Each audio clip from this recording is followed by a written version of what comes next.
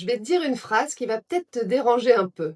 Tu peux manger 100% sain, 100% du temps et avoir quand même un ventre gonflé, de la fatigue chronique, des kilos en trop et une peau qui surréagit. Et c'est pas parce que tu fais mal les choses, c'est parce qu'on t'a menti sur la vraie bonne question à te poser. Manger sain, c'est devenu une sorte de religion. C'est un peu le Graal, la référence, l'indiscutable. Et derrière ça, ce qu'on entend, c'est des légumes à tous les repas, des graines partout, des jus verts le matin, du quinoa, des légumineuses, des crudités, en veux-tu, en voilà. Et sur le papier, c'est vrai que tous ces aliments, ce sont de bons aliments. Ils sont riches, nutritifs, recommandés par toutes les études. Je remets pas ça du tout en question. Mais ce qu'on oublie de dire, et qui change tout, c'est qu'un aliment sain, mais proposé à un système digestif qui n'est pas prêt à le recevoir ce jour-là, bah ça devient un poison pour ton ventre. Pas un poison au sens toxique, hein, mais un poison au sens ton corps ne sait pas quoi en faire. Alors il fermente, il gonfle et il t'épuise de plus en plus à essayer de traiter ces aliments. Quel soulagement le jour où j'ai compris ça. Et du coup, j'ai passé les 10 dernières années à poser une seule question à mes clientes. Je leur demandais jamais: est-ce que vous mangez sain? Je les questionnais plutôt sur ce qu'elles mangent, oui, bien sûr, mais surtout sur le contexte. Comment elles mangent, comment elles vivent, comment elles dorment. Parce que c'est tout ça finalement qui rend une assiette digeste ou pas digeste.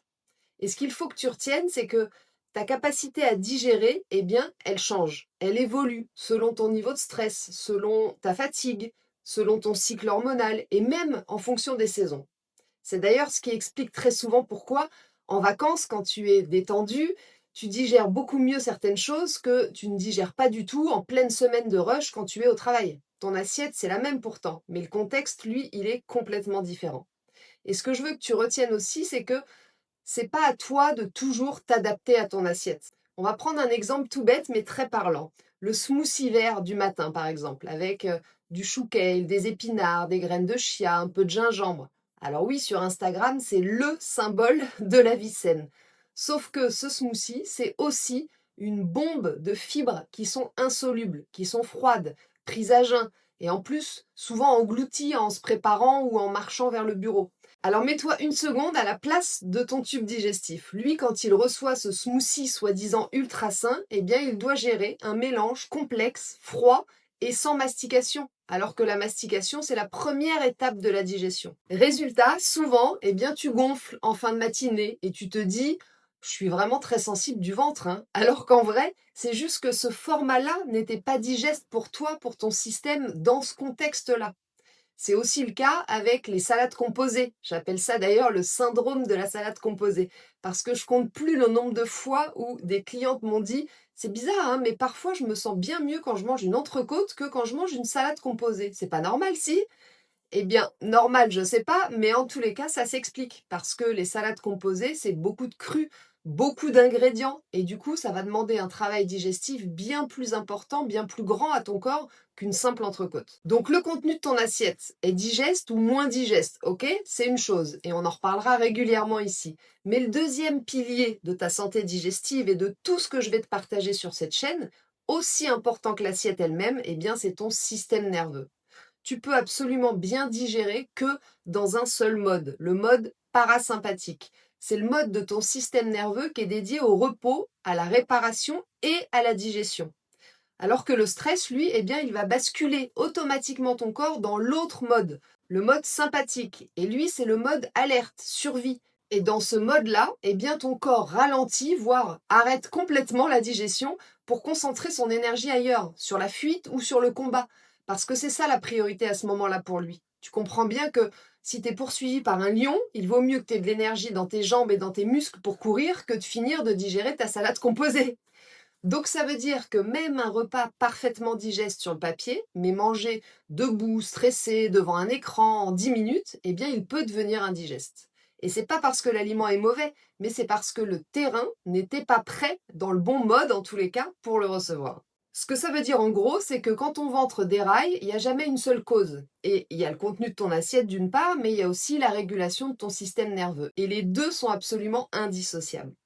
Alors pourquoi personne ne t'a jamais dit ça clairement? Pourquoi est-ce qu'on reste toujours à s'acharner sur les aliments qu'on met dans son assiette? Eh bien, pour plusieurs raisons, mais sûrement parce que Le discours de santé classique s'arrête souvent à la composition de l'aliment, au fait qu'il soit bio ou pas, riche en fibres ou pas, pauvre en sucre, avec ou sans gluten, idem pour le lactose. Mais il ne parle jamais du terrain qui reçoit cet aliment.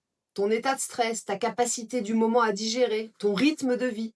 Et c'est d'ailleurs pour ça que j'ai écrit le livre Manger digeste, publié en avril chez Michel Lafon, pour en parler au plus grand nombre. Je l'ai écrit parce que j'en avais assez d'entendre en consultation des femmes intelligentes qui ont lu, qui se sont renseignées, qui ont cherché, qui font tout bien et qui n'avaient tout simplement jamais eu accès à cette distinction. Alors concrètement, penser digeste plutôt que sain, ça veut dire quoi? Eh bien, ça veut dire déjà arrêter de culpabiliser parce que les crudités te ballonnent et plutôt cuire tes légumes à la vapeur, tout simplement pour les rendre plus digestes. Ça veut dire aussi manger assise, sans écran, en mâchant vraiment, avant même de changer le contenu de ton assiette. Ça veut dire accepter qu'un jour de gros stress, eh bien, le plus simple, le plus cuit, le plus doux, ce sera le plus intelligent pour toi. Et ça veut dire surtout que tu n'as pas besoin d'une liste d'interdits en plus, mais plutôt d'une liberté en plus, celle de comprendre enfin pourquoi ton corps réagit plutôt que d'empiler encore plus de nouvelles règles. Tout ce cadre, toute cette approche, eh bien, je l'ai détaillé dans mon livre. On voit les deux piliers, la composition d'une assiette vraiment digeste et comment adapter ton alimentation à ton système nerveux, aux saisons aussi. Le lien est sous la vidéo si tu veux aller un peu plus loin. Et sur cette chaîne, je vais continuer semaine après semaine à déconstruire ce genre de fausses évidences parce que ta santé, elle mérite bien mieux, je crois, qu'un raccourci un peu générique.